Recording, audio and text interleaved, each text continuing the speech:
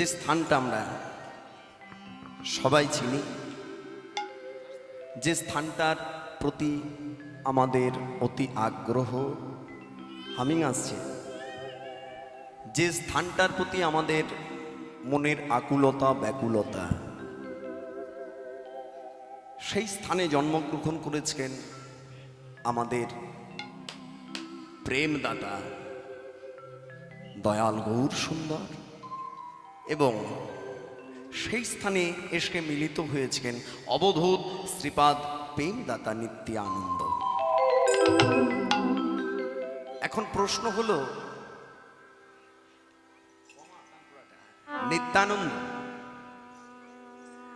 তার তো দুটো রূপ, একটা হলো কুবের আর একটা হলো শঙ্কর্ষণ। তাহলে এই দুটো রূপ তো আর নদীয়ার নবদ্বীপ ধামে আসেনি। সরিয়ে দিন,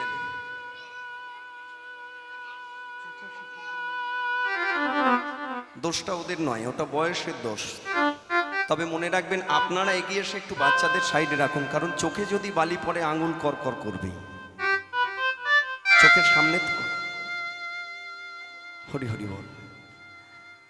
তাহলে দুটো রূপের মিশ্রিত তনু বা এই দুই রূপ একত্রিত হয়ে তবে হয়েছে অবধূত শ্রীপাদ প্রেমদাতা দয়াল নিত্যানন্দ। আজকে আহ্বান করছেন গৌর সুন্দর বা গৌর হরি, কাকে? সেই দয়াল নিত্যানন্দকে। তিনি কিন্তু একবারের জন্য বলেননি এসো দয়াল শঙ্কর্ষণ, তিনি কিন্তু একবারের জন্য বলেননি এসো দয়াল কুবের। তিনি দুটো রূপের একত্রিত যে তনু বা দুই রূপের যে যোগফল এক, সেই এককে তিনি খুঁজছেন। শুধু খুঁজছেন তাই নয়, খুঁজছেন আর কাঁদছেন। কোথায় কাঁদছেন? এই যে একটু আগে বললাম, অপ্রাকৃত চিন্ময় ভূমি শ্রীধাম বৃন্দাবনে, না না, কাঁদছেন নদীয়ার নবদ্বীপ ধামে। কিন্তু গৌরাঙ্গ মহাপ্রভু জন্মগ্রহণ করবার জন্য নদীয়ার নবদ্বীপ ধামটাকেই কেন বাছলেন? সারা পৃথিবীর মধ্যে, সারা বাংলার মধ্যে, সারা ভারতবর্ষের মধ্যে বহু বহু জেলা ছিল, বহু বহু নগর ছিল, বহু বহু শহর ছিল, বহু গ্রাম ছিল, কিন্তু গৌরাঙ্গ মহাপ্রভু নদীয়ার নবদ্বীপ ধামকে কেন বেছে নিলেন? বলে এর একটা কারণ আছে, যে কারণটা আমরা না জানলে এই লীলার গৌর চন্দ্রিকাটা ঠিক স্বয়ং সম্পূর্ণতা লাভ করবে না। এই যে নবদ্বীপ ধাম, নবদ্বীপ কথার অর্থ কি? নটি দ্বীপের সৃষ্টি বা নটি দ্বীপের মিলন স্থল। এই নটি দ্বীপ কিভাবে সৃষ্টি হলো? সেই দাপর যুগের কথা। একদিন ভগবান কৃষ্ণচন্দ্রের শিরোপীড়া হয়েছিল। শিরোপীড়া মানে কি জানেন? শিরোপীড়া মানে, শিরোপীড়া মানে মাথার যন্ত্রণা, গোদা বাংলাতেই বলি। ভগবান কৃষ্ণচন্দ্রের একদিন মাথার যন্ত্রণা, এত পরিমাণে মাথার যন্ত্রণা যেটা সহ্যের বাইরে, অসহ্য, ভগবান হয়েও সহ্য করতে পারছেন। ঠিক এমন সময় চোখের সামনে দেখতে পেলেন নারদ মুনিকে। নারদ মুনিকে বললেন, ও নারদ, নারদ, তোমার তোমার তোমার চরণ ধুলি আমায় দেবে? বলে কেন, কি হয়েছে? বলে তেমন কিছু নয়, হয়েছে আমার শিরোপীড়া, আমার মাথার যন্ত্রণা। বলে প্রভু, এ কি ঔষধে সারবার নয়? বলল না, যে ঔষধে আমার শিরোপীড়া সারবে, সেই ঔষধটি হলো ভক্তের পদধূলি। নারদমুনি দুপা পিছিয়ে গিয়ে বললেন, ওরে বাপরে বাপ, কত পুণ্যি করে আমি পুণ্য অর্জন করেছি, এ কি কম? তোমার কত নাম করতে হয়েছে, তোমার প্রেমের প্রেমিক হতে হয়েছে, তোমার ভাবের ভাবুক হতে হয়েছে, তোমার রসের রসিক হতে হয়েছে, তোমার মনের মানুষ হতে হয়েছে, তবে আমি তোমার চরণ পেয়েছি। আর তুমি বলছো কিনা আমার চরণ তোমার, আমার চরণ ধুলি তোমার শিরে দেব? না না, হতে পারে না, একবারই আমি পারবো না প্রভু, এতে আমি অক্ষম, এটাতে আমি সক্ষম নহে। ভগবান শ্রীকৃষ্ণচন্দ্র পড়লেন চিন্তায়, তাহলে দেবে কে? নারদ মুনিকে বললেন, নারদ, ও নারদ, তুমি এক কাজ করো, এই দেখো আমি তোমার হাতে একটা নামাবলী তুলে দিলাম, এই নামাবলীটা তুমি নিয়ে স্বর্গ, মর্ত, পাতাল ঘুরে এসো, দেখো দেখো কোনো ভক্ত পদধূলি দেয় কিনা। নারদ মুনি নামাবলীটা বক্ষে জড়িয়ে ধরে স্বর্গ ঘুরলেন, মর্ত ঘুরলেন, পাতাল ঘুরলেন, দেখলেন কেউ পদধূলি দিতে ইচ্ছুক নয়। হে ভক্তমণ্ডলী, ভক্তিমতী মায়েরা, আমার আপনার মতো জীবের কি সাধ্য আছে? আমরা সেই মন, সেই প্রাণ গোবিন্দ সেবা করব। আমরা তো সংসারে সংসেজে আমরা নাটকে অভিনয় করতে এসেছি, রঙ্গমঞ্চে দাঁড়িয়ে এই পৃথিবীর। তাহলে আমাদের মতো জীবের কি সাধ্য? ভক্তমণ্ডলী, ভক্তিমতী মায়েরা যখন কেউ দিতে ইচ্ছুক হলেন না, নারদ মুনি মনের দুঃখে ওই বৃন্দাবনে যমুনার কূলের পথ ধরে ফিরে আসছে। যখন ওই যমুনার পথ ধরে ফিরে আসছেন, দেখছেন ললিতা, বিশাখা, চিত্রা, চম্পক, লতিকা, ইন্দুরেখা, পিনাকি, রঙ্গদেবী, সুদেবী, কপিলা, তুঙ্গবিদ্যা সহ প্রেমময়ী রাধারানী আমার স্নান ও কেলিতে মগ্ন হয়েছে। ঠিক এমন সময় নারদ মুনি থমকে গেলেন। থমকে গিয়ে নারদ মুনি চিন্তা করলেন, এখন কি করব? আমি ফিরে যাব নাকি একবার এই ব্রজ রমণীগণের কাছে যাব, রাধা বিনোদিনীর কাছে যাব? নারদ মুনি চিন্তা করে স্থির করলেন, না, একবার গিয়েই দেখি না কি হয়। ভক্তমণ্ডলী, ভক্তিমতী মায়েরা, নারদ মুনি এক পা দুপা করে ছলো ছলো নয়নে বক্ষ ভাসিয়ে রাধা রানী সহ সখীগণের উদ্দেশ্যে বলে উঠলেন, হে প্রেমময়ী রাধে, হে সখীগণ, হে ললিতা, বিশাখা, চিত্রা, চম্পক, লতিকা, বড় মনের দুঃখ নিয়ে, বড় বেদনা নিয়ে আমি এসেছি তোমাদের কাছে। নারদ, কি হয়েছে তোমার? তুমি এমন করে কাঁদছো কেন? এই কি হয়েছে বলো না, আমাদের খুলে বলো। আমাদের কৃষ্ণচন্দ্রের কিছু হয়েছে, আমাদের প্রাণ গোবিন্দের কিছু হয়েছে, আমাদের ভগবানের। ওই জন্যই তো এসেছি, আমি ওই জন্যই তো এসেছি তোমাদের কাছে। তাহলে কি চাও বলো, কি হয়েছে বলো, কেন এসেছো বলো। শুনবে,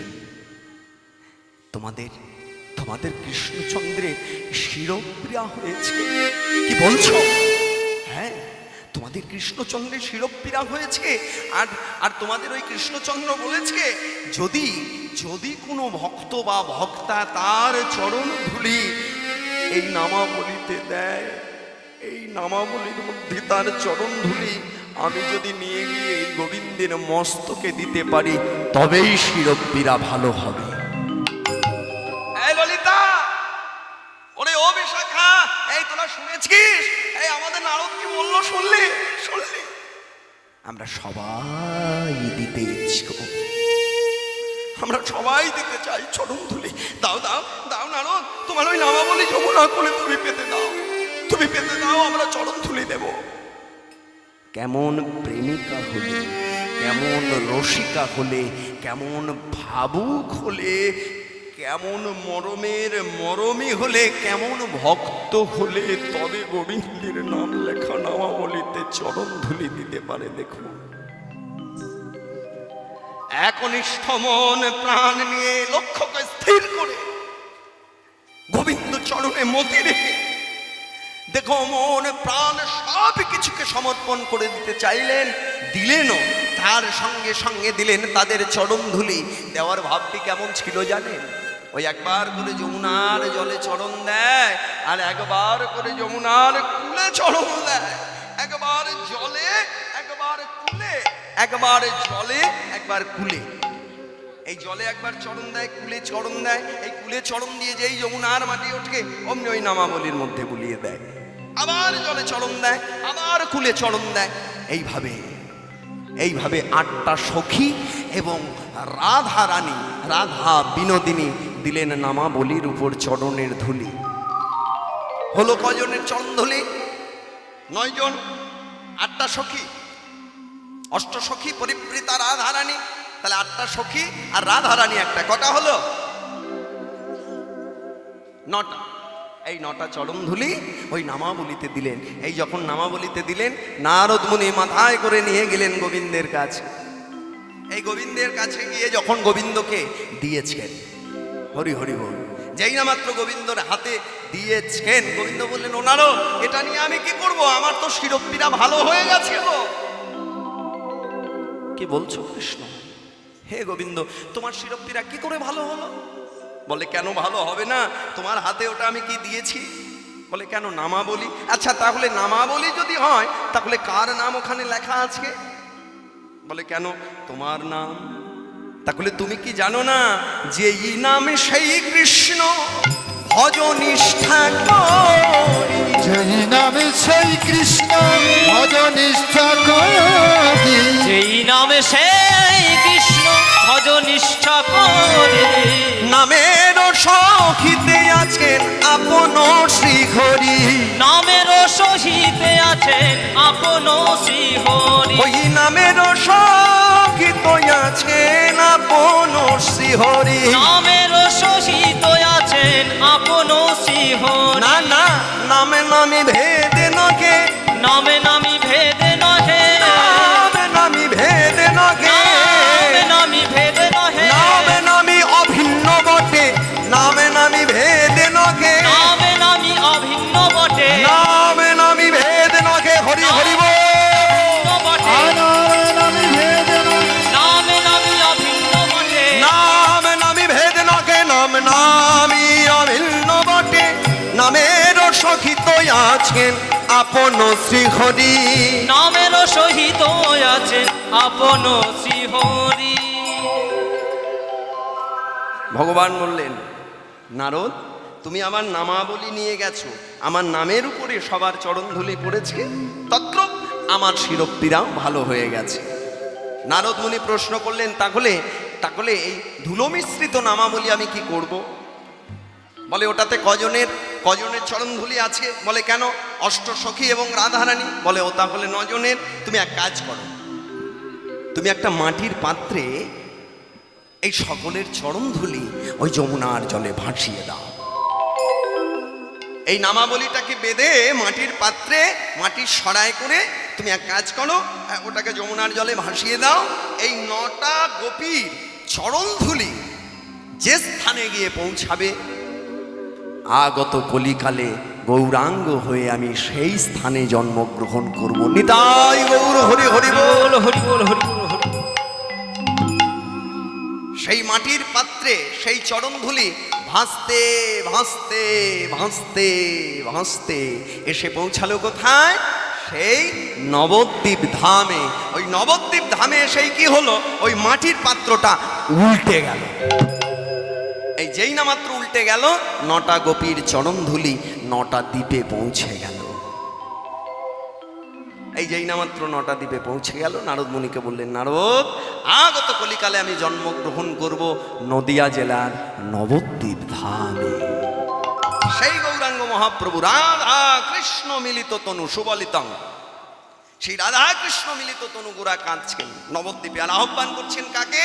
অবধূত শ্রীপাদ প্রেমদাতা দয়াল নিত্যানন্দকে। এই যখন নিত্যানন্দকে আহ্বান করছেন, আর কি নিত্যানন্দ থাকতে পারে গো? এই কুবের আর শঙ্কর্ষণ, এই শঙ্কর্ষণ আর কুবের, এই দুই আত্মা এক হয়ে নাম ধারণ করলেন নিত্যানন্দ রাম।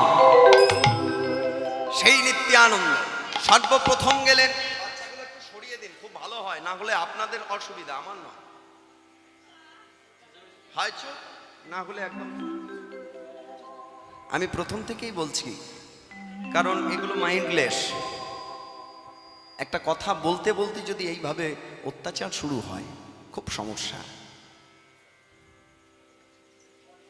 আমি লীলার শুভারম্ভে একটা কথা বলি, আপনারা আমাকে এনেছেন কিছু পাবার জন্য, এইবার সেই জায়গায় যদি আঘাত হয়ে যায়, সবটাই কিন্তু শূন্য হয়ে যাবে।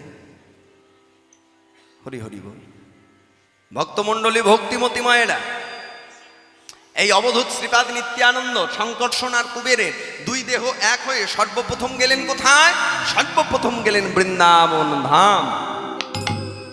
আর বৃন্দাবন ধামে গিয়ে বৃন্দাবনে যখন খুঁজে পেলেন না, সাক্ষাৎ হলো মাধবেন্দ্রপুরী গোস্বামীর সঙ্গে। এই মাধবেন্দ্রপুরীকে, এই দেখুন, কীর্তন বহু প্রশ্নের সম্মুখীন গান। আমি কীর্তন গাই দুটো ধারায়, একটা তত্ত্বের দিক, একটা তথ্যের দিক, আর তার মধ্যস্থলে সিদ্ধান্ত। সিদ্ধান্ত ছাড়া কীর্তন পরিপুষ্ট নহে, এগুলো আমাদের গুরুবর্গের কাছে জানা। কীর্তনের সিদ্ধান্ত এবং তথ্য, তথ্য, তথ্য, তত্ত্ব, এই ভাগ, এই জায়গাগুলো একটু করতে হবে। আর তার থেকে বড় ব্যাপার হলো কীর্তন খুব ভাষার সম্মুখীন গান। অস্পষ্ট ভাষা যদি আসে, কীর্তন যারা শুনবে তাদেরও কানে খাটখাট খাটখাট করে বাজবে, আর যে গাইবে তার ব্যাপার তো সম্পূর্ণ একরকম হয়ে গেল। কীর্তন ভাষা, এটা বাংলা ভাষা তো খুব পরিষ্কার। যেমন এই যে আমি অনেকক্ষণ থেকে বলে আসছি, দেখছেন নিত্যানন্দ। সচরাচর দেখবেন কথায় কথায় আমরা বলে থাকি নিত্যানন্দ।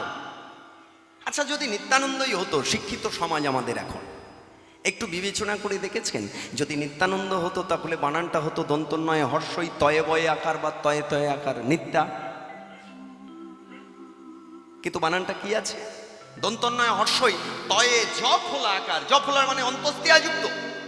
তাহলে যেখানে অন্তস্তিয়াযুক্ত, যারা বাংলায় অনার্স করেছেন আপনারা জানেন, অন্তস্তিয়াযুক্ত যদি হয়, এখানে নিত্যানন্দ আর উচ্চারণ হবার নয়। এই জায়গাটায় বলতে হবে নিত্যানন্দ। এটাকে যদি সন্ধি বিচ্ছেদ করা হয়, নিত্য যুক্ত আনন্দ ইজ ইকুয়াল টু যার নিত্য নিত্য আনন্দ, তিনিই হলেন নিত্যানন্দ। অনেক সময় আমরা বলে থাকি সন্ন্যাস, প্রভুর সন্ন্যাস হয়েছে। দেখবেন আমরা চলতি কথায় বলি সন্ন্যাস। সন্ন্যাস নয়, দন্তন্বয়ে দন্তন্বয়ে আকার নেই, দন্তন্বয়ে জপ হলো আকার, অন্তস্তিয়াযুক্ত। সন্ন্যাস, এই হলো ভাষা পরিপুষ্ট গান, হলো কীর্তন এবং জীব শিক্ষা। এবং এই কীর্তনটা হলো সর্বসঙ্গীতের জননী বা মাদার। এই কীর্তনকে ভেঙে সব সঙ্গীতের সৃষ্টি। আপনি বাউল বলুন, লোকগীতি বলুন, পল্লীগীতি বলুন, আপনি ভাটিয়ালি ভাওয়াইয়া বলুন, শ্যামাসঙ্গীত, আরও যা কিছু আছে, আধুনিক ছায়াছবি, সম্পূর্ণ রবীন্দ্রসঙ্গীত থেকে নজরুল গীতি থেকে সম্পূর্ণ গানের সৃষ্টি হলো এই কীর্তন থেকে। কীর্তন হলো জননী, যার গর্ভজাত সন্তান এরা, এই সঙ্গীতগুলো। এই জায়গাগুলো একটু লক্ষ্য করতে হবে। এখানে কিন্তু যদি একটু ডিস্টার্ব হয়ে যায়, আপনারা শুনে আনন্দ পাবেন না, আমরা বলে আনন্দ পাবো না। এছাড়া এই কথাটা বলবার পিছনে আরও কারণ আপনারা দেখছেন, আমাদের প্রত্যেক আসরে ইউটিউব চলছে। বড় আশা করে আমার কীর্তন তুলবে বলে সুদূর ডায়মন্ড হারবার সাইড, আমতলা, বেহালা থেকে আমার বন্ধু স্নেহ সত্যজিৎ ভাই এসেছে। কেন এসেছে জানেন? এই যে আপনারা এখন আমার কীর্তনটা শুনছেন, এখানে যারা পরিপুষ্টভাবে শুনতে পেলেন না, আগামী 3 দিন 4 দিন পর যাতে আরও সুষ্ঠুভাবে ঘরে নির্জনে নিরালায় বসে শুনতে পারেন, তার জন্য আমার সত্যজিৎ ভাই এসেছে, ইউটিউবার, আমার বন্ধু স্নেহ। চ্যানেলটির নাম হলো শ্রীকৃষ্ণ বাণী। যে যে চ্যানেলে আমার কীর্তন পাবেন আমি বলে দিচ্ছি, হ্যাঁ, এভি ডিজিটাল সাবস্ক্রাইব করে নেবেন একটু, এভি ডিজিটাল, শ্রীকৃষ্ণ বাণী, ডিজে অলোক, হ্যাঁ, শ্রীহরি, কীর্তন বাংলা, দত্ত টিভি, এই এতগুলো চ্যানেলে আমার কীর্তন পাবেন ভক্তমণ্ডলী, ভক্তিমতী মায়েরা। এইবার সেই কথায় আসি, যে কথায় ছিলাম, অবধূত শ্রীপাদ নিত্যানন্দ এই বৃন্দাবনে গেলেন, সাক্ষাৎ হলো কার সঙ্গে? মাধবেন্দ্রপুরী গোস্বামী। এই মাধবেন্দ্রপুরী গোস্বামী কে ছিলেন? বৈষ্ণব জগতের গোড়া। কি বললাম? বৈষ্ণব জগতের গোড়া এই মাধবেন্দ্রপুরী গোস্বামী। আপনারা যাকে সবাই চেনেন, ওই যে রেমুনা গ্রামে যার জন্য ক্ষীর চুরি করেছিল গোপীনাথ, যার জন্য গোপীনাথ ক্ষীর চুরি করেছিল, সেই মাধবেন্দ্রপুরীর কাছে জানতে পারলেন যে বৃন্দাবনেও নেই, গয়া, কাশী, প্রয়াগ, মথুরা, বিহার, ঝাড়খণ্ড, কোথাও গৌরাঙ্গ নেই। আছে কোথায়? তার ভাই কানাই গৌরাঙ্গ হয়ে জন্মগ্রহণ করেছেন সেই নদিয়ার নবদ্বীপ ধামে। এইবার নিত্যানন্দ যেই না মাত্র সংবাদ পেলেন, সংবাদ পেয়েই ছুটতে শুরু করলেন, এবে গৌর কান্তি ধারে বিহারে নদিয়াপুরে, এবে গৌর কান্তি ধারে বিপদে নদিয়াপুরে, এবে গৌর কান্তি ধারে বিহারে নদিয়াপুরে, ওর কান্তি ধরে বিপদে নদিয়াপুরে। ও তার রং ফিরেছে, ঢং ফিরেছে, রং ফিরেছে, ঢং ফিরেছে, রং ফিরেছে, ঢং ফিরেছে, ওরা রঙ ফিরেছে, ঢং ফিরেছে, ওই নদিয়ায় আজকে সেজে রং ফিরেছে, ঢং ফিরেছে, নদিয়ায় আছে সেজে রং ফিরেছে, ঢং ফিরেছে। ভক্তমণ্ডলী, ভক্তিমতী মায়েরা, এই অবধূত প্রেমদাতা দয়াল নিত্যানন্দ ছুটে এলেন কোথায়? নদিয়ার নবদ্বীপ ধামে। নদিয়ার নবদ্বীপ ধামে এসে গৌরাঙ্গ মহাপ্রভুর সঙ্গে মিলিত হলেন। এইবার বেশ কিছু দিন চলে যাবার পর শ্রীবাস অঙ্গনে গৌরাঙ্গ মহাপ্রভু ব্রত রেখেছেন কীর্তনের, যে আজ থেকে আর শুধু নিশি জাগরণী কীর্তন নয়, সবার মঙ্গলের জন্য সর্বমঙ্গলাকাঙ্ক্ষিত হয়ে আমি বহুত নিশি যাপন কীর্তন শুরু করব। মানে আগের কীর্তনটা হতো হয়তো রাত্রে একটুখানি, অথবা দিনের বেলায় উদস্ত নাম সংকীর্তন, কিন্তু গৌরাঙ্গ মহাপ্রভু এই দ্বিতীয় বিবাহের পর তিনি মনস্থির করেছেন, এবার থেকে সবার মঙ্গলের জন্য এই রাতটাকে আমি নষ্ট করতে চাই না, তাই সারা রাত্রি জেগে আমি কীর্তন করব। এই কীর্তন আনন্দে মেতে উঠেছেন শ্রীবাস অঙ্গনে। কীর্তন গাইতে গাইতেই হঠাৎ করে একটা সময় নিত্যানন্দকে বলে উঠলেন, শোনো শোনো নিত্যানন্দ, এই কলির জি হলো অন্ধ, শোনো শোনো নিত্যানন্দ,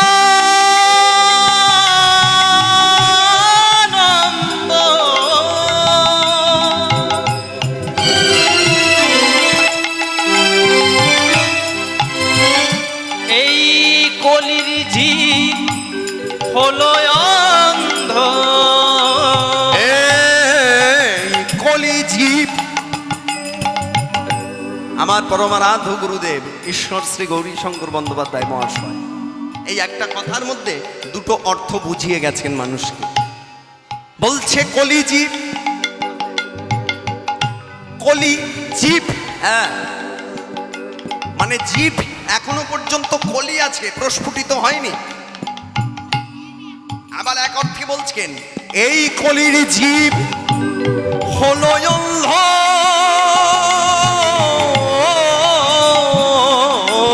শোনো শোনো নিত্যানন্দ, কলির জীব হলো অন্ধ, জীবে তো না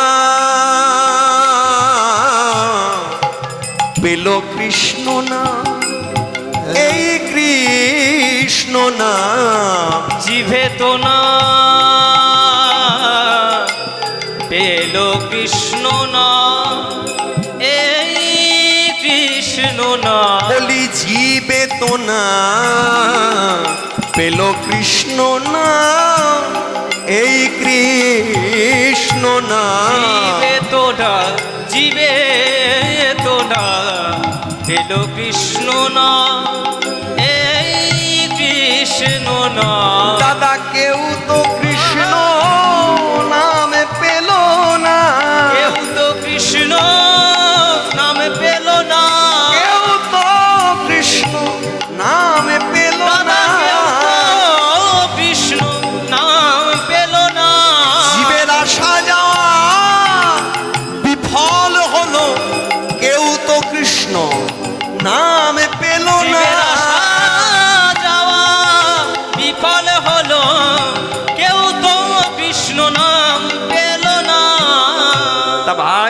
তোমাকে কি করতে হবে?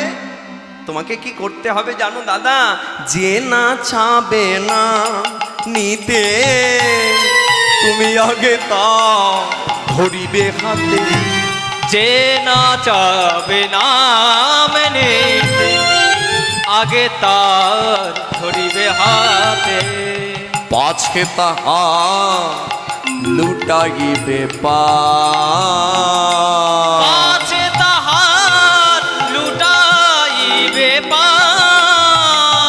দাদা পায়ে ধরে বলবে ঘড়ি, দাদা পায়ে ধরে বলবে হরি। তুমি পায়ে ধরে বলবে ঘড়ি, দাদা পায়ে ধরে বলবে হরি। তুমি বলবে ঘড়ি আর বলাবে ঘড়ি, পায়ে ধরে বলবে তুমি ঘড়ি। বলবে হরি, বলাবে হরি, পায়ে ধরে বলবে হরি। বেশ ভাই বেশ, আমি তোর মনের আশা পূর্ণ করব। এই অবধূত প্রেমদাতা শ্রীপাদ দয়াল নামদাতা নিত্যানন্দ ভাইয়ের মন রাখতে এই ছুটে চললেন। সঙ্গে নিয়েছেন কি? নাম পশরালো শিরে, বেড়াই জীবের দারে দারে। নামে পশরালো শিরে, বেড়ায় জীবের দারে দারে। নিতাই চলে যায়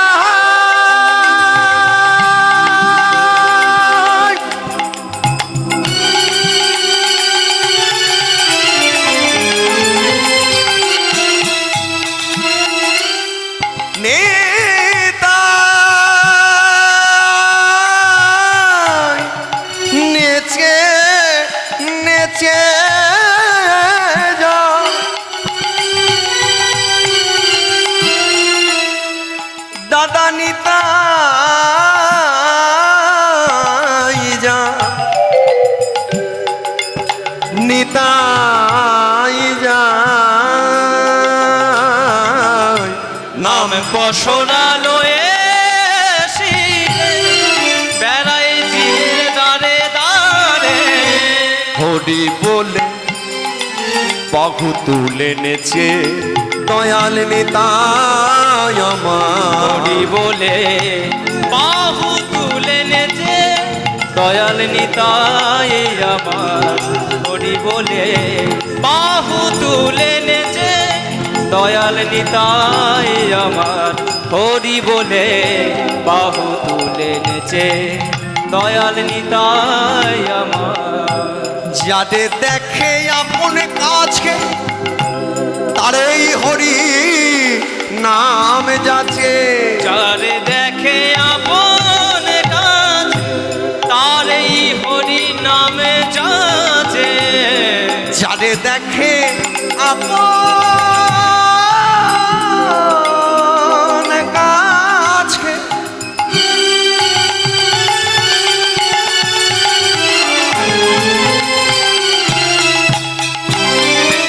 আর এই হরি হরি হরি নামে যাচ্ছে। যারে দেখে আপন কাছে, তার এই হরি নাম যাচ্ছে। বলে নাম ছাড়া দিবে গতি নাই রে, জীবের গতি নাই রে। হরি নাম ছাড়া দিবে গতি নাই নাম রে। ছাড়া জীবের গতি নাই রে। একবার হরি বলে আয় রে কোলে, নাম ছাড়া দিবে গতি নাই একবার রে। হরি বলে আয় রে বলে, তোরা সকলই অনর্থ ভুলে হরি হরি হরি বল সকল সকলি অনর্থ ভুলে। বলে আয় দেখলে সকলি অনর্থ ভুলে। হরি বলে আয় দেখলে সকলি অনর্থ ভুলে। হরি বলে আয় দেখলে সকলি অনর্থ ভুলে। হরি বলে আয় দেখলে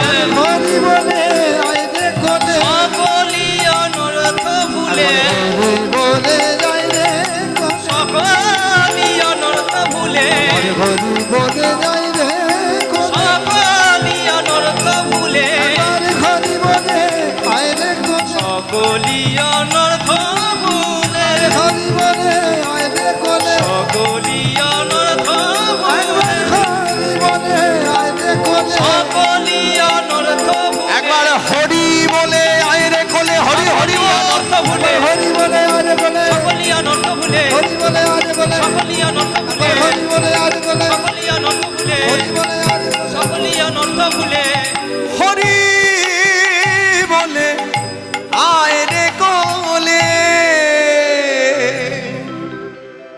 এটি লক্ষ্য করলেন কে? পাশেই ছিলেন পদকর্তা। পদকর্তা বাসু ঘোষ লক্ষ্য করে কলমটা দিয়ে দিলেন। বাসুদেব ঘোষে কহে মনের বিলাসকে মনের বিলাস একই নব নব ভাব গুণা করিলা প্রকাশ। করিলাম প্রকাশে আনন্দ লীলাময় বিগ্রহায় হে মভ্যৈ দিব্যচ্ছবি সুন্দরায় তস্मै মহাপ্রেম রস প্রদায় চৈতন্য চন্দ্রায় নমো নমঃ। হে আসরে বৈশকে যত যত ভক্তগণ সবাকার চরণ ধুলি হো মোর মস্তক ভূষণ। এই আসরে বৈশকে যত যত ভক্ত নর নারী সবাকার চরণ যুগল আমি আমার হৃদয়েতে ধরি। হরিনাম কৃষ্ণ নাম ভববারের সম্মান বদন ভোরে বলো সবাই শ্রী গুরু প্রমাণলে নিতাই গৌর হরি হরি বল। হরি হরি বল। অনর্পিত চরিঙে চিরা করুণা অবতীর্ণ কল সমর পায়ত উন্নত উজ্জ্বল রশ্মা স্বভক্তির শ্রিয়া হরিপুরট সুন্দর ধূতি কদম্ব সন্ধের পিতা সদাহৃদয় কন্দরে স্ফুরত ভুব বর্ষচি নন্দন হরি মুখং করতি বাচলং পঙ্গুলঙ্ঘয়তে গিরিম যৎকৃপতমহং বন্দে পরমানন্দ মাধবং।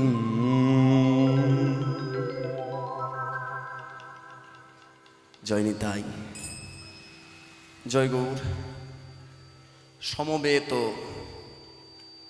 সমাগত সকল ভক্ত বৈষ্ণবগণ এবং আমার যোগমায়ার অংশভূতা যোগমায়া সাদৃশা জীবন্ত জগদ্ধাত্রী যত যত বৈষ্ণবী মায়েরা আছেন, লীলা শুভারম্ভে সকলের শ্রীপাদ পদ্মে জানাই আমি শত সহস্র কোটি ভুলণ্ঠিত দণ্ডবৎ প্রণাম। তৎপরে প্রণাম জানাই আমার পরম আরাধ্য গুরুচরণে, প্রণাম জানাই আমার মাতা পিতার চরণে এবং সর্বশেষান্তে আমি প্রণাম জানাই আমার কুলদেবতা আরাধ্য দেবতা শ্রী জগন্নাথ বিগ্রহের রাতুল চরণে। আস্বাদন করব আমরা এক ভক্তচরিত কথা, এক ভক্তের জীবনী কথা। ভক্ত বললে একটু ভুল হয়ে যাবে, ভক্তা। কারণ তিনি ছিলেন মহিলা, পুরুষ নহে। তা যে ভক্তার কথা আমরা আস্বাদন করবো এই আসলে, বা যে ভক্তার কথা আমরা শুনব, সেই ভক্তার কথা সচরাচর শোনা যায় না। কারণ আমরা জানি ভক্তরাই হয়তো শ্রেষ্ঠ, কিন্তু এই পৃথিবীর বুকে এমনও ভক্তা আছে যিনি তার জীবনটা পর্যন্ত তার চরণে নিবেদন করেছেন আমার আপনার মতো কলিহত জীবের জন্য। এই লীলাটি শুনবার জন্য যার সব থেকে বেশি আগ্রহ, আপনাদের গ্রামের জামাই, সম্ভবত ছোট জামাই, যদিও আমার থেকে অনেক বড়, কিন্তু কথাটা আমরা খুব বন্ধুত্বের মতো বলি। ওনার বয়স আমার বয়স হয়তো 15 থেকে 20 বছরের ডিফারেন্স হতে পারে, কিন্তু মেলামেশাটা আজকে প্রায় 4 বছরের, খুব অন্তরস্থ সম্পর্ক। যিনি তার হৃদয় আসনে আমাকে অনেক উচ্চে স্থান দিয়েছেন, সারা বাংলার মানুষও স্থান দিয়েছেন, এটাই আমার পরম পাওয়া। আজকের যে হরিবাসর হরিসভা, গ্রামটা কি নাম? ভৈরবপুর। আপনারা হয়তো অনেকেই জানেন, অনেকেই জানেন না। এই গ্রামটাতে আমার আশা নিয়ে আজকে প্রায় 2 বছরের লড়াই। 2 বছর অতিক্রম করে 2.5 বছর পড়ল প্রায়। এই 2.5 বছরের লড়াইয়ের প্রতীক্ষার ফল স্বরূপ আজ আমি আপনাদের সম্মুখে এসে পৌঁছেছি, এটা আমার পরম পাওয়া। গত বছরের আগের বছর সম্ভবত 25শে বৈশাখ এই গ্রামে কোনো এক ব্যক্তির বাড়িতে আমার বুকিং ছিল, লকডাউন, আসতে পারিনি। সেই ব্যক্তি ছলো ছলো নয়নে তার মৃদুমন্দ ভাষে আবার গত বৈশাখ মাসে আমাকে আহ্বান জানিয়েছিলেন, কিন্তু জানি না ভগবানের কি কৃপা, হয়তো তার গৃহে আনবার আগে আমাকে তার হরিনামামৃত মঞ্চে এনে দাঁড় করাবেন বলেই এই পরম পাওয়া আমার। আবার তিনি ব্যর্থ হয়েছেন, ঠিক দ্বিতীয়বার। এই তৃতীয়বারের বার আপনাদের জামাই আমার বিষ্ণুদা, ছোট জামাই নাকি? বাবারে খুব আদরের জামাই গো। হ্যাঁ, আমারও খুব শখ ছিল, কিন্তু আমি আবার বড় হয়ে গেছি। আমি হুগলি জেলার জামাই হলাম আবার একটু বড় পাড়া হয়ে গেলাম। যদি ছোট হতো কত আদর। হরি হরি বল, হাসি দেখো। ভক্তমণ্ডলী, ভক্তিমতী মায়েরা, আমার প্রাণ প্রিয় বিষ্ণুদা খুব কাতর কণ্ঠে একদিন ফোন করলেন, জয়দেবদা একটু যদি কৃপা পাওয়া যেত। তা আমি বলেছিলাম কি কৃপা করতে পারি। আমাকে বললো আমার শ্বশুরমশাইয়ের খুব খারাপ অবস্থা, আপনার গান শুনবার জন্য আমার শ্বশুরমশাইয়ের খুব আকুলতা ব্যাকুলতা। আপনি সারা বাংলার মানুষের কাছে এত অর্থ নিয়ে আপনি আনন্দ দিচ্ছেন, একটু যদি আমাকে কৃপা করেন। তো এবার ব্যাপারটা বুঝতে পারছেন তো, দোকানে শাড়ি কাপড় কিনতে গেলে একটু তো দড়া টানাটানি হবেই, তাই না? তা আমি অনেকটা পকেট গরম করে বলে ফেলেছিলাম, হালকা করে প্রায় হাফে দাঁড় করিয়ে দিয়েছি। মানে এমন করে ফোনেই পা দুটো ধরলো, শেষকালে আমার বউটা না পেরে বলল, ছেড়ে দাও, সব জায়গায় তো টাকা নাও, এটা না হয় একটু চলেই যাও। হরি হরি বল। তাই আপনাদের সম্মুখে এসে পৌঁছালাম বিষ্ণুদার কথা মতো, খুব আনন্দ পেয়েছি। প্রতিনিয়ত আমাকে ফোন করেছেন প্রত্যেক দিন, আর ফোন করে শুধু একটাই কথা, জয়দেবদা আজ থেকে 7 বছর আগে আপনার একটা রেকর্ডিং আমরা শুনেছিলাম, সিডি ক্যাসেট শুনেছিলাম, তারপর ইউটিউবেও পেলাম MP3, আপনার ওই হরিদাসীর জগন্নাথ দর্শন আপনি কি গিয়েছেন।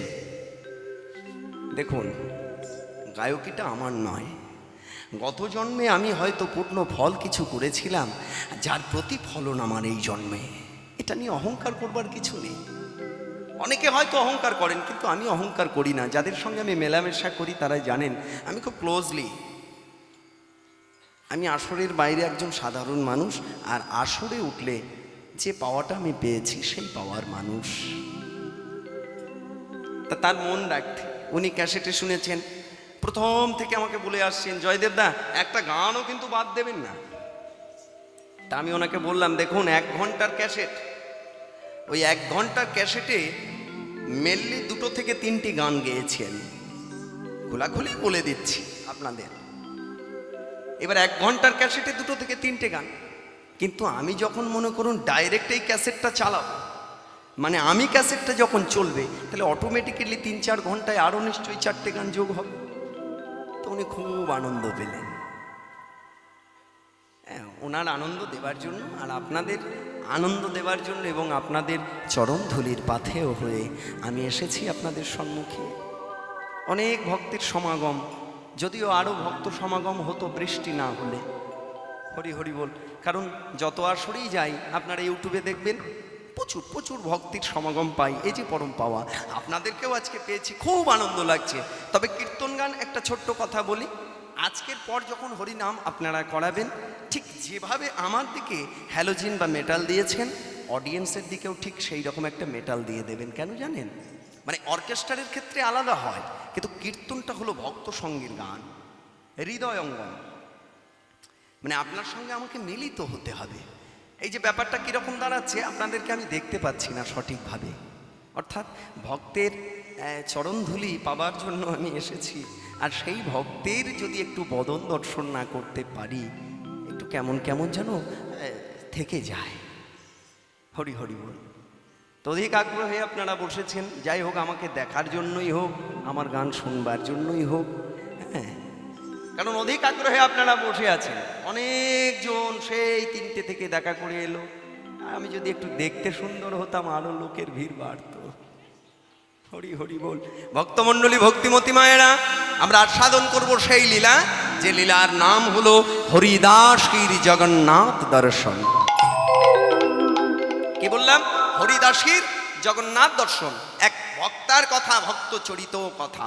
ঈশ্বর পরম কৃষ্ণ সচ্চিদানন্দ বিগ্রহ অনাদিরাদি গোবিন্দ সর্ব কারণে কারণম। ঈশ্বর পরম কৃষ্ণ সচ্চিদানন্দ বিগ্রহ, সচ্চিত আনন্দ যার। সচ্চিদানন্দ কাকে বলবো? যার মধ্যে সৎ চিত আনন্দ, সচ্চিদানন্দ বিগ্রহ। অনাদির আদি গোবিন্দ। অনাদির আদি মানে সর্বের মূল হলেন গোবিন্দ। এই যে সত্য, ত্রেতা, দাপর, কলি 4 যুগ আপনারা জানেন। সত্য যুগে নারায়ণ, ত্রেতা যুগে রাম, দাপর যুগে কৃষ্ণ, কলিকালে গৌর হরি। কিন্তু এই কৃষ্ণ বা গোবিন্দ অনাদির আদি, শুধু দাপর যুগেই নয়। তিনি কে? তিনি হলেন গোলকপতি। কি বললাম? গোলকপতি। তিনি গোলক ধাম থেকে। অনাদির আদি গোবিন্দম সর্বকারণের কারণম, অর্থাৎ সব কিছুর কারণ হলেন তিনি। যেমন আমরা উদাহরণস্বরূপ বলতে পারি, এটা সিদ্ধান্ত। দেখুন, আমাদের সমাজে আদিবাসী আছে, আমাদের সমাজে সনাতন ধর্মের মানুষ আছে, আমাদের সমাজে খ্রিস্টান আছে, আমাদের সমাজে মুসলিম ভাইয়েরা আছেন। এইরকম বহুত জাতি। কিন্তু মনে রাখবেন, বহুত জাতির সম্মিলিত জায়গা কিন্তু একটাই, মানে গন্তব্যস্থল সেই একটাই। সেই গন্তব্যস্থলের মালিককে, যিনি হলেন গোলক বিহারী গোবিন্দ। শুধু একটু নামটার পরিবর্তন। ওনাদের আল্লাহ, ওনাদের খ্রিস্টান, আর আমাদের ক্ষেত্রে ভগবান, কিন্তু মূল একজন। যার জন্য বললেন অনাদির আদি। কিন্তু সেই গোবিন্দ, সেই পরম পুরুষ, সেই পরম প্রেমময় কোথায় থাকেন? নিজ মুখে বলেছেন, না হন্তামি বৈকুণ্ঠে জগিনাং হৃদয়ে নাচা মদ্ভক্তা যত্র গায়ন্তি তত্র তিষ্ঠামি। হে নারদ, নারদকে বলছেন, হে নারদ, যেখানেই আমার নাম গুণানুকীর্তন হয়, যেখানেই আমার হরিনামামৃত সুধার আস্বাদন বা আয়োজন হয়, আমি সেখানেই বিরাজমান, সদা সর্বদা থাকি।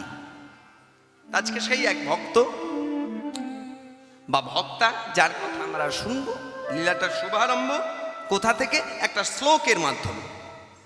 শ্লোকটা কি? শ্লোকটা অন্য কিছু নয়, শ্লোকটা হলো রথে চ বামনা দৃষ্ঠা পুনঃ জন্ম ন বিদ্যুতে। কি বললাম? রথে চ বামনা দৃষ্ঠা পুনঃ জন্ম ন বিদ্যুতে। অর্থাৎ একবার কেহ যদি করে রথকে জগবন্ধু দর্শন, জগবন্ধু দর্শন, আর না হইবে তাদের জনম জনম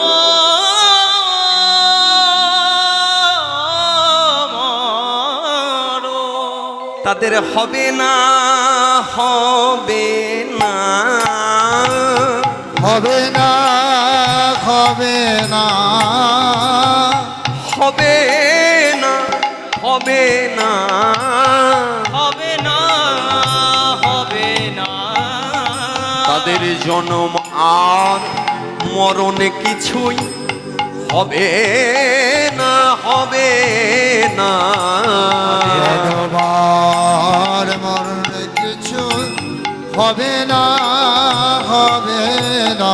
তাদের জন্মা মরণ কিছু গোবিন্দ চরণ লাভ করিবে, হবে না, হবে না। হরি হরি বল। হবে না, হবে না, গোবিন্দ চরণ লাভ করিবে, হবে না, হবে না, গোবিন্দ চরণ লাভ করিবে, হবে না, হবে না, গোবিন্দ চরণ লাভ করিবে, হবে না, হবে না, গোবিন্দ চরণ লাভ করিবে, হবে না, হবে না, হবে না। হবে না। তাদের জন্ম বা মৃত্যু কিছুই হবে না। এই শ্লোকের মাধ্যমে লীলার সূচনা বা লীলার শুরু। তাই আসুন আমরা এই লীলা শ্রবণ করবার আগে সবাই মিলে আমরা এক মন এক প্রাণ নিয়ে গাইব আর বলবো, এসো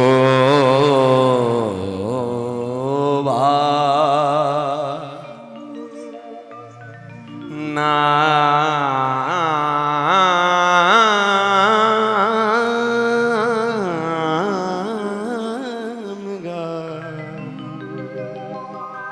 কৃষ্ণ নাম অবিরা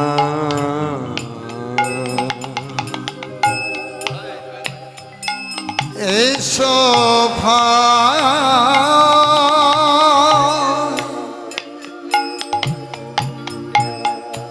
নাম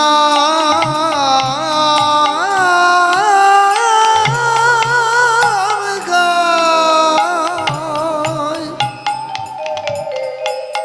কৃষ্ণ নাম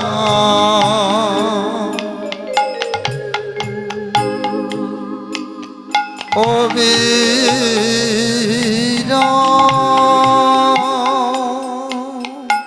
এসো ভাই নাম গান কৃষ্ণ নাম অবিরা। এসো ভাই নাম গাই, কৃষ্ণ নাম অবিরা। এসো ভাই নাম গাই, কৃষ্ণ নাম অবিরা। এসো ভাই নাম গাই, কৃষ্ণ নাম অবিরা। তোমরা নাও গো নামের মালা, দূরে যাবে ত্রিতাব জ্বালা। তোমরা নাও গো নামের মালা, দূরে যাবে তিতাব জ্বালা। তোমরা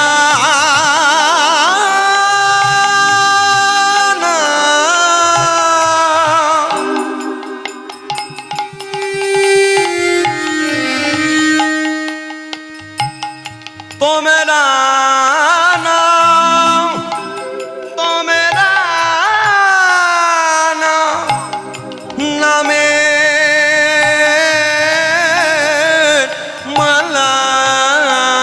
তোমরা নাও গো নামের মালা। আধ্যাত্মিক আদি দৈবিক আদি ভৌতিক,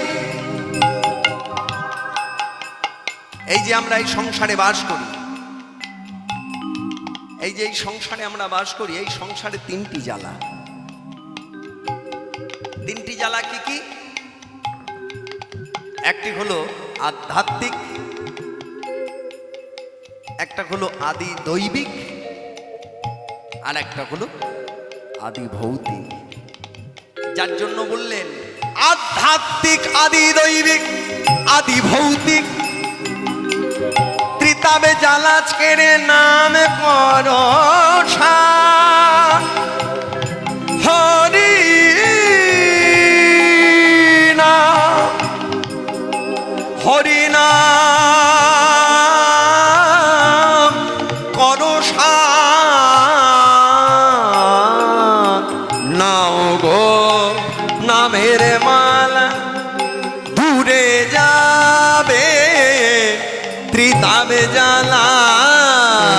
নাও গো নামের মালা, দূরে যাবে তিতাব জ্বালা। এসো ভাই নাম গায় কৃষ্ণ নাম হরি নাম। এসো ভাই নাম গায় কৃষ্ণ নাম অভিরাম। এসো ভাই নাম গায় কৃষ্ণ নাম হরি নাম। এসো ভাই নাম গায় কৃষ্ণ নাম অভিরাম। এসো ভাই নাম গায় কৃষ্ণ নাম হরি নাম। এসো ভাই নাম গায় কৃষ্ণ নাম অভিরাম।